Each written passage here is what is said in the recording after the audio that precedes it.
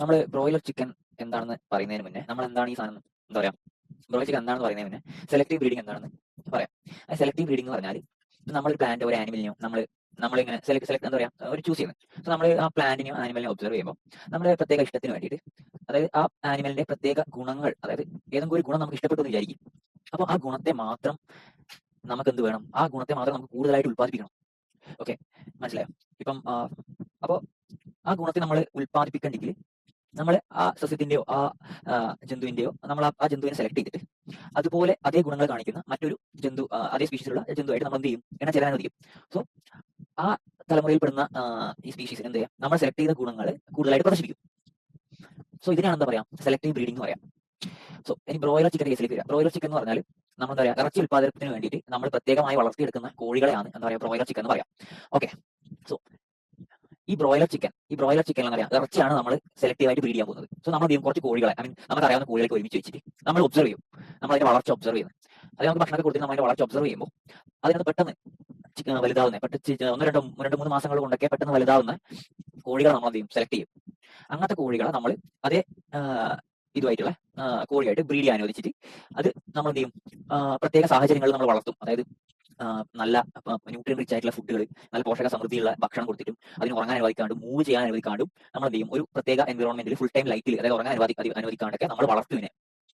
So നമ്മൾ വീണ്ടും അപ്പൊ അതിന്റെ ആ കേസിലും നമ്മൾ എന്ത് ചെയ്യും, നമ്മൾ ഒബ്സർവ് ചെയ്യും പെട്ടെന്ന് വളരുന്ന ബ്രീഡ് ചെയ്താന്ന് നോക്കിയിട്ട്. സോ അതിനകത്ത് നമ്മൾ സെലക്ട് ചെയ്യും, ആ കൂട്ടത്തിൽ നിന്ന് നമ്മൾ സെലക്ട് ചെയ്തിട്ട് അതേപോലെ നമ്മൾ വീണ്ടും ബ്രീഡിപ്പിക്കും. മനസ്സിലായോ? സോ ഇത് പ്യുവർലി ജനിതക ഗുണമുള്ള, അതായത് നമുക്ക് വേണ്ട ഗുണത്തിന്റെ ജനിതക ഗുണം കാണിക്കുന്ന ബ്രീഡിനെ എടുത്തിട്ട് നമ്മൾ സെപ്പറേറ്റ് ഒരു എൻവയോൺമെന്റിൽ വളർത്തിയെടുക്കുന്ന കോഴികളെയാണ് നമ്മൾ എന്താ പറയുക ബ്രോയിലർ ചിക്കൻ എന്ന് പറയുന്നത്. സോ ഇതിന്റെ അകത്ത് ആൾക്കാർക്ക് മെയിൻ സാധനം ഹോർമോൺ കുത്തി വെക്കുന്നുള്ളതാണ്. ഹോർമോൺ കുത്തി വെക്കുന്നില്ല, അതാണ് ഫസ്റ്റ് പോയിന്റ്. ഹോർമോൺ കുത്തി വെച്ചിട്ട് വേണേൽ വളർത്തിയെടുക്കുകയൊക്കെ ചെയ്യാം. പക്ഷേങ്കിൽ ഒരു വ്യാവസായിക അടിസ്ഥാനത്തിൽ ചെയ്യുന്ന ഒരാൾ ഒരിക്കലും അങ്ങനെ ചെയ്യില്ല. കാരണം എന്ന് പറഞ്ഞാൽ ഇതിന്റെ ഈ ഹോർമോൺ കുത്തി വെക്കാനുള്ള പൈസ എന്ന് പറയുന്നത് വളരെ ഭീകരമായ ഒരു പൈസയാണ്.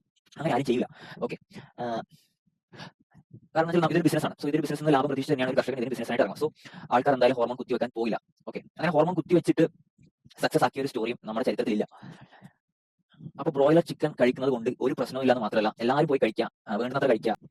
പിന്നെന്ന് വെച്ചാൽ നമ്മൾ ഇതിനിടയ്ക്ക് കോഴികൾക്ക് ആന്റിബയോട്ടിക്സ് കൊടുക്കും. അതും എപ്പോൾ കൊടുക്കും, നമ്മൾ ഈ കോഴികൾക്ക് സിക്ക് അല്ലെങ്കിൽ എന്തെങ്കിലും അസുഖം വന്നാലാണ് നമ്മൾ കോഴികൾക്ക് ഈ ഭക്ഷണം കൊടുക്കുക, നമ്മൾ ആന്റിബയോട്ടിക്സ് കൊടുക്കുക. ഓക്കെ, സോ ആ ആന്റിബയോട്ടിക്സ് ആന്റിബയോട്ടിക്സ് കഴിച്ചാൽ നമ്മുടെ ശരീരത്തിൽ അധികം കാലം നിൽക്കില്ല. അത് എന്താ പറയാ, അത് നമ്മുടെ ശരീരത്തിൽ തിരിച്ചു പോകണ ഒരു പീരീഡ് ഉണ്ട്. ആ പീരീഡ് കഴിഞ്ഞാൽ മാത്രമാണ് നമ്മൾ എന്താ പറയുക കോഴിനെ സെല്ല് ചെയ്യുക, കോഴിനെ വിൽക്കുക, കടക്കാർക്ക് കൊടുക്കുന്ന ആ സമയത്താണ് കൊടുക്കുക. ഇനിയിപ്പം ഇൻ കേസ് ഉണ്ടെങ്കിൽ തന്നെ നമ്മൾ എന്ത് ചെയ്യുക, നമ്മൾ ഈ ഭക്ഷണം വേവിച്ചിട്ടാണ് കഴിക്കുക. സോ അതുകൊണ്ട് തന്നെ അങ്ങനത്തെ കണ്ടന്റ് ഒന്നും നമ്മൾ എന്താ പറയുക നമ്മുടെ കോഴിയിലെ ഇറച്ചിക്ക് ഉണ്ടാവാനുള്ള ചാൻസ് വളരെ കുറവാണ്, അങ്ങനെ ഉണ്ടാവില്ല. ഓക്കെ, സോ ഇത് ധൈര്യമായിട്ട് തന്നെ എല്ലാവർക്കും ബ്രോയിലർ ചിക്കൻ കഴിക്കാവുന്നതാണ്. അതിലൊന്നും ഒരു പേടിയും വിചാരിക്കേണ്ട. ആൾക്കാരൊക്കെ പലതും പറയും. So enjoy, have a good day.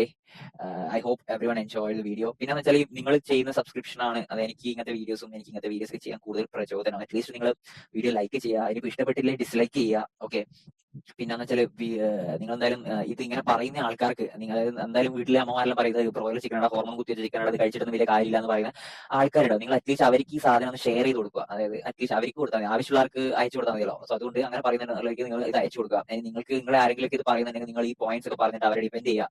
ഇതൊക്കെ നിങ്ങളെ കൊണ്ട് ചെയ്യാൻ പറ്റുന്നതൊക്കെ ചെയ്യുക. Okay, so thank you.